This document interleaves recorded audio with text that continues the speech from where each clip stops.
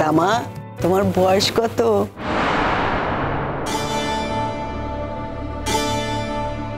তোমাকে দেখে তো খুব ছোট লাগছে।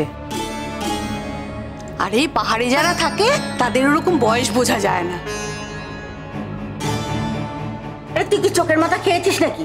ওই তো একটু বাচ্চা মেয়ে, ও কবে পড়াশোনা করে পাশ করলো আর কবে চাকরি করলো। তোমার নাম কি?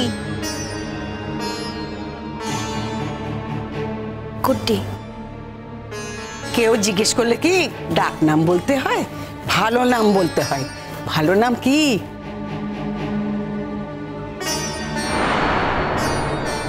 এই যে পিকলু, কেমন আছো? হ্যাঁ ভালো আছি, আপনারা ভালো আছেন তো? আমরাও আছি একরকম।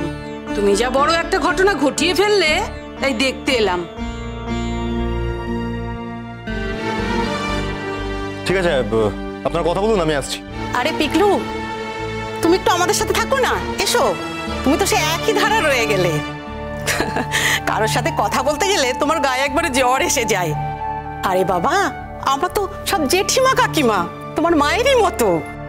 আর সব পাড়ারই তো লোক। আমাদের সাথে এত লজ্জা কিসের? লজ্জা? লজ্জা কেন হবে? তোমার বউ দেখতে সুন্দর মিষ্টি হয়েছে, কিন্তু বড্ড ছোট।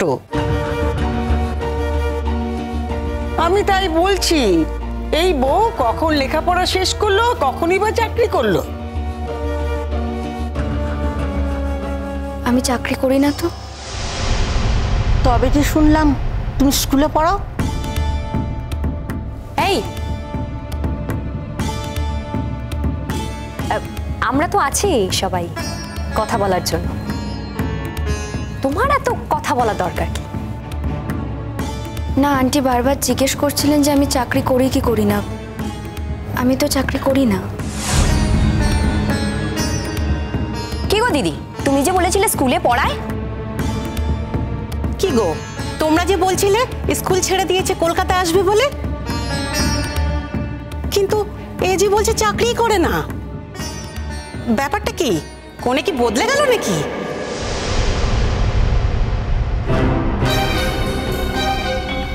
তাছাড়া এই মেয়ের বয়স কত হবে? দেখে তো মনে হচ্ছে 17-18 বেশি নয়।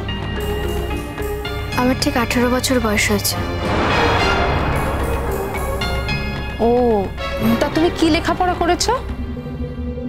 আমি কলেজে পড়বো, সবে 12-এর ফাইনাল দিয়েছি। তাহলে কি গো দিদি, তোমরা পিকলুর জন্য আর মেয়ে খুঁজে পেলে না? এত শিক্ষিত, এত বড় চাকরি করছে, তার জন্য এইটুকু একটা মেয়ে খুঁজে নিয়ে এলে। আর সেই মেয়েটা যে এসেছিল, সেই গল্পটার কি হলো? ওই যে সেই মেজ ঠাকুরপোর বন্ধুর মেয়ে। আমার মেয়েও দেখেছে, খুব সুন্দর, লম্বা, খুব সুন্দর কথাবার্তা। কি রে সোহাগ, চুপ করে দাঁড়িয়ে রইলি কেন?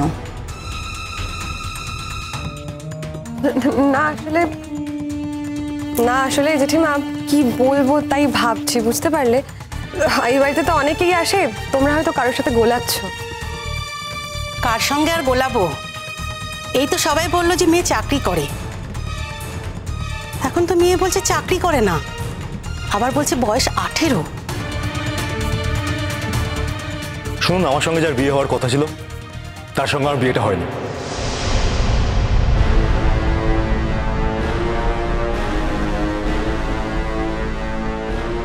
ঠিক ধরেছি, সেই কথাই বলো। বলছো না কেন আমাদের কাছে?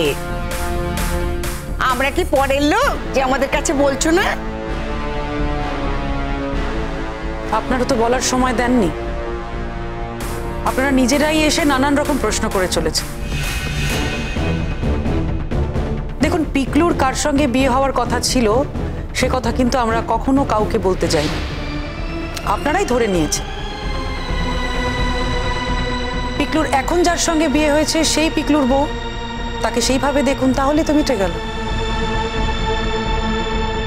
আর আপনারা তো কেউ দেখতে যাননি, যার সঙ্গে পিকলুর বিয়ে হওয়ার কথা ছিল তাকে তো কেউ দেখেননি আপনারা।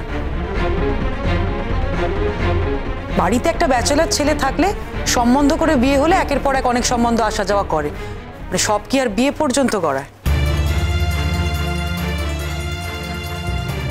না, চাউর হয়ে গেল যে মেয়ে তো স্কুল টিচার, এখানে এসে চাকরি খুঁজবে।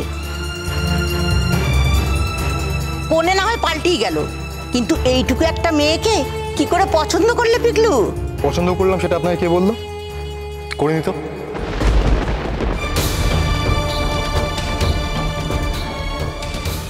পিকলু দেখ, সম্বন্ধ করে বিয়েতে অনেক সময় বাড়ির লোকের কথা শুনতে হয়। নিজের পছন্দ বলে তখন কিছু থাকে না। যেমন ধর আমরা, এই যে আমরা কি আর নিজে যেচে পড়ে পছন্দ করে এই বাড়িতে এসেছি? তা তো না। কিন্তু থাকতে থাকতে পছন্দ হয়ে যায়, পছন্দ করে নিতে হয়। এই যে এরাও কি সবাই যে যার নিজের পছন্দ মতো বাড়িতে এসেছেন?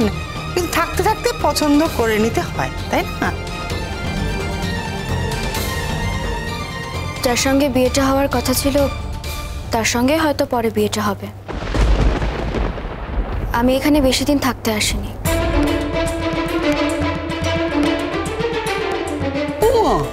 কি বলছি? আপনাদের কেমন লাগলো নতুন বউ সেটা বলুন না। ও কি বলছে সে নিয়ে পরে কথা হবে। শুনুন জেঠিমা,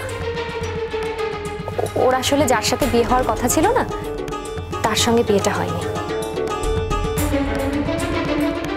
বিয়েটা হয়েছে এই মেয়েটার সঙ্গে। আপনারা দেখেই তো বুঝতে পারছেন এই মেয়েটা কি কোনোভাবেই আমাদের ভাইয়ার যোগ্য নয়। আসলে ভাইয়ারও এই বিয়েতে একদম মত ছিল না, বিয়েতে মনও নেই, জোর করে ওকে বিয়েটা করতে হয়েছে। কি এমন ঘটেছিল যে বিয়েটা করতে হলো? সেসব কথা পরে হবে, এখন এসব থাক না, তাই না? মানে বাড়িতে বিয়ে চলছে, এখন আত্মীয় স্বজন সবাই আছে, সবাই তো আর সব কথা জানে না। ও বুঝেছি, তাই এত ঢাক ঢাক গুড়গুড়। ঢাকটা কুরকুরের কি আছে? এরকম ঘটনা আপনারা আগে শোনেননি? কেউ যদি আমাকে ফাঁসিয়ে বিয়ের পিরিয়ড অবধি নিয়ে যায়, তার থেকে এটা প্রমাণিত হয় না যে আমি এই বিয়েটা অ্যাকসেপ্ট করেছি।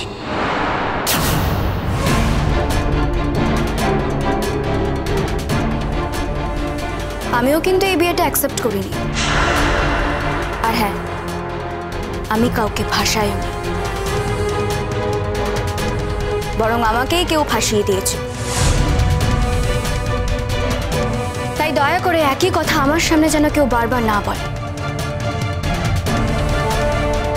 মাম্মা, তোমাকে বলছি, বারবার অপমানিত হতে তো ভালো লাগে না।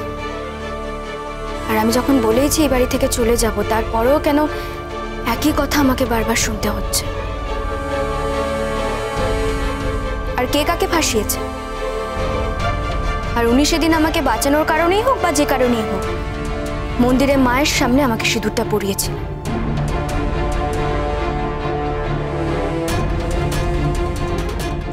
তাতে যদি মন্দিরের পুরোহিতরা রেগে যায়, তাতে তো আমাদের কিছু করার নেই।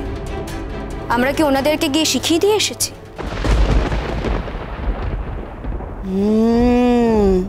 বুঝেছি, এসব তো অনেক ভিতরের ব্যাপার আছে, অনেক গল্প আছে, বুঝেছো?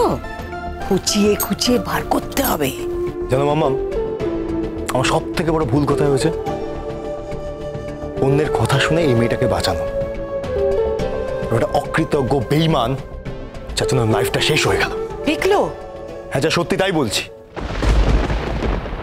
সত্যি কিন্তু শুধু একদিকে থাকে না, অন্যদিকেও আর একটা সত্যি থাকে। আর সেই সত্যিটা হলো আমি গুণাক্ষরেও বুঝতে পারিনি আমাকে এভাবে বাঁচানো হবে।